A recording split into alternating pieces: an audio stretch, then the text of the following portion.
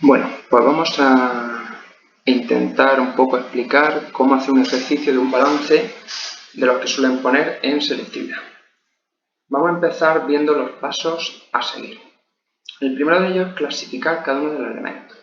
Como os pongo ahí, lo podemos hacer en el mismo enunciado, es decir, donde aparecen los datos junto con sus cifras, cada uno de esos elementos los podemos ir clasificando. Por ejemplo, en activo corriente, si asistencia realizable disponible, si es patrimonio neto, si es pasivo no corriente, es decir, cualquiera de esos elementos que vamos a necesitar para elaborar después nuestro balance.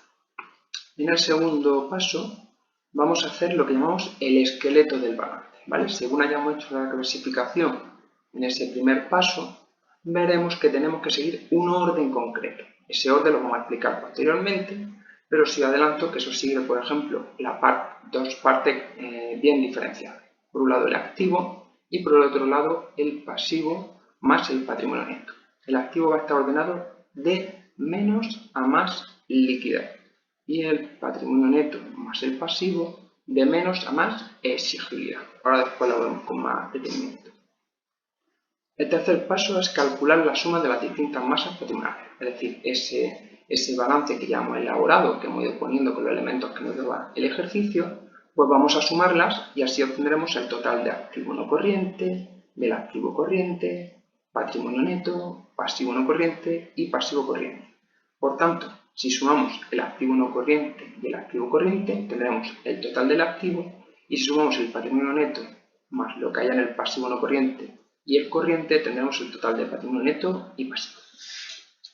Esto además que es importante porque veremos que una de las cosas que se tienen que cumplir, que el activo tiene que ser igual al patrimonio neto más el pasivo, nos servirá para el cuarto paso. Es muy habitual, prácticamente el 100% de los ejercicios del balance, no solamente nos van a decir que elaboremos ese balance, sino que calculemos el valor de algún elemento. Y como pongo aquí, por ejemplo, el capital social. He puesto este ejemplo porque prácticamente la mayoría de las veces es el elemento que nos van a pedir calcular, pero puede ser con cualquier otro elemento. Pues veremos cómo lo vamos a hacer. Antes de explicar un poco, veremos que estas masas patrimoniales, vemos sobre todo activo, pasivo y patrimonio neto. Bien, a la hora de ver cuál es el patrimonio de la empresa, sabemos que es la suma de los bienes y los derechos de cobro que tienen y le restaríamos las obligaciones de pago. Pues bien, la suma de los bienes y los derechos de cobro formarían el activo y las obligaciones de pago el pasivo. De forma que entonces tendríamos que el patrimonio es igual al activo menos el pasivo, como vemos aquí. Si despejamos de aquí, obtenemos que el activo es igual al patrimonio neto más el pasivo. Y esto nos va a servir precisamente, como he dicho anteriormente, para lo que se llama cuadrar el balance. Es una forma de saber si hemos hecho bien ese ejercicio. El activo tiene que sumar lo mismo que el patrimonio neto y el pasivo. Y además esto también nos va a servir para poder calcular el valor ese que hemos comentado anteriormente, que suele ser el capital social. Pues nos va a servir esto para calcular ese valor. Por otro lado, el activo está formado por el activo no corriente y el activo corriente, y el pasivo por el pasivo no corriente y pasivo corriente.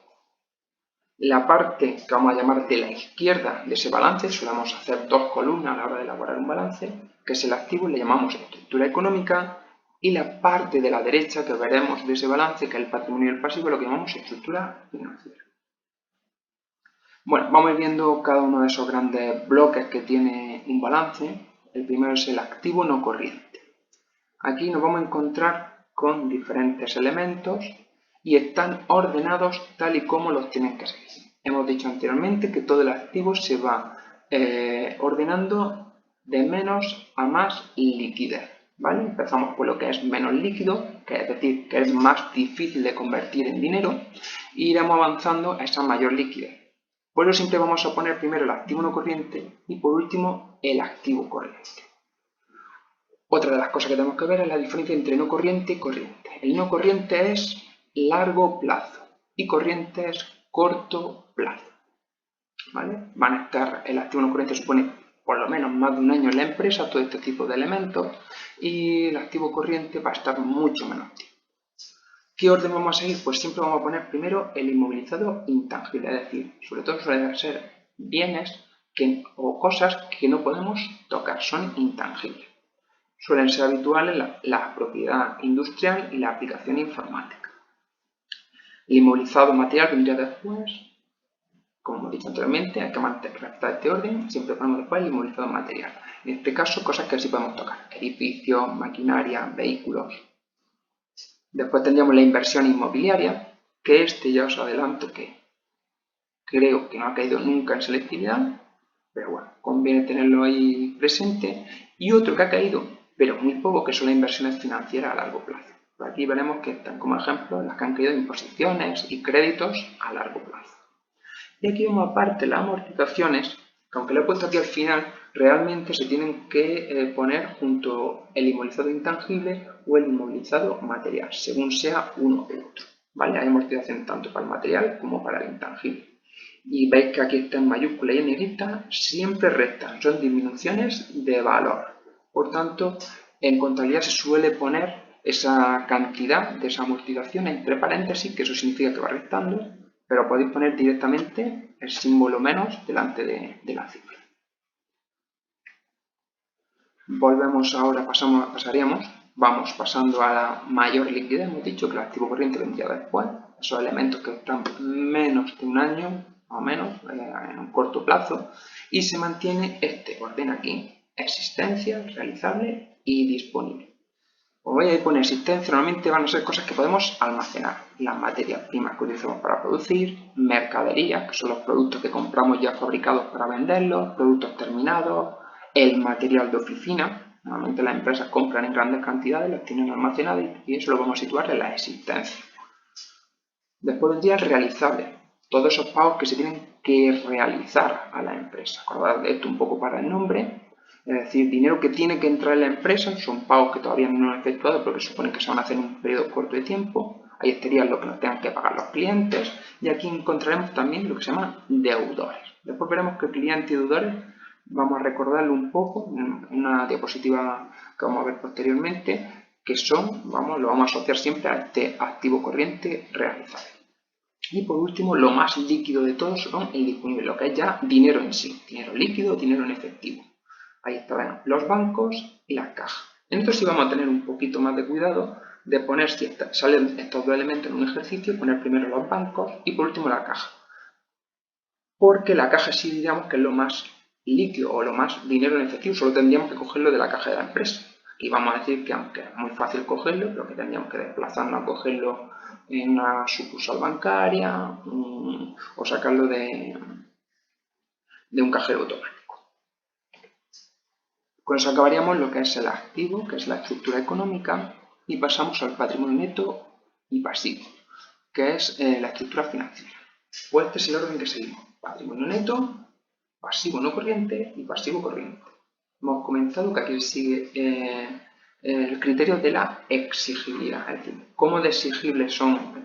Normalmente esta es la parte que utilizamos en la empresa para financiarse.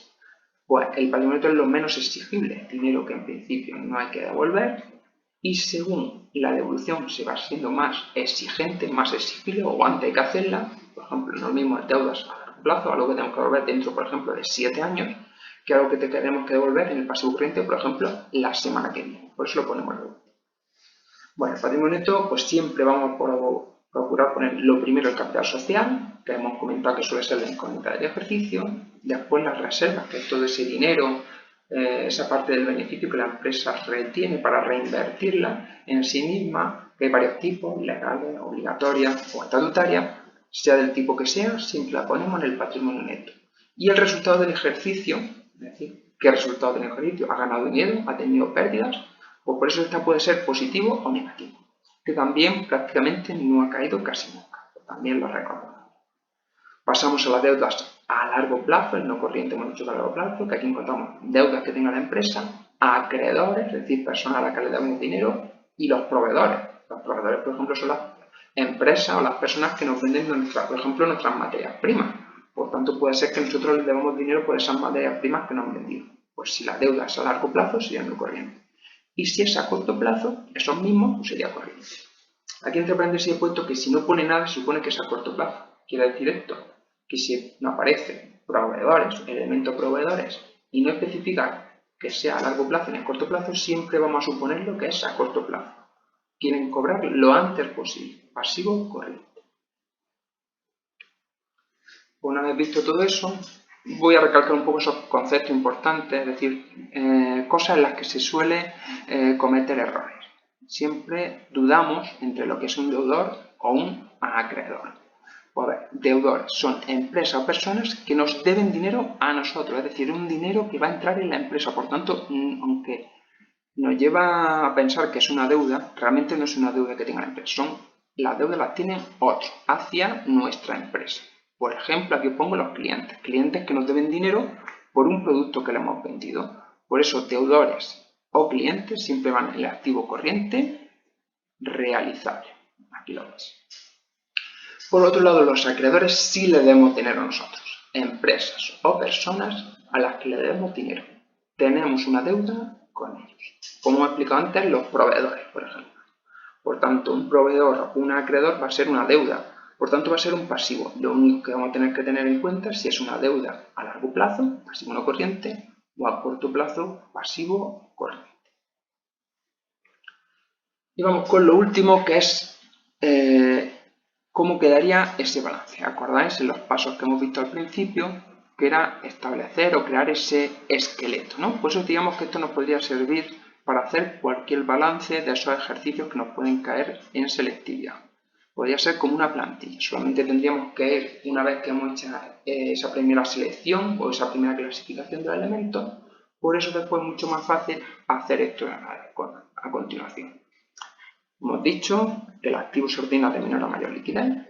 Aquí estamos respetando eso, empezando por el activo no corriente, inmovilizable tangible, etc., hasta el activo corriente, existente, realizable y disponible. Estos son lo que he dicho, el orden que siempre se tiene que respetar. Y en el otro lado se ordena de menor a mayor exigibilidad. Lo que es menos exigible, que es el patrimonio neto, por ejemplo el capital social, que hemos dicho que es lo primero que ponemos, y bajamos por el pasivo no corriente, deudas a largo plazo, y por último el pasivo corriente, que son las deudas más inmediatas, a corto plazo. Bien, pues como hemos dicho, esto tiene que dar lo mismo en el activo que en el patrimonio neto y el pasivo.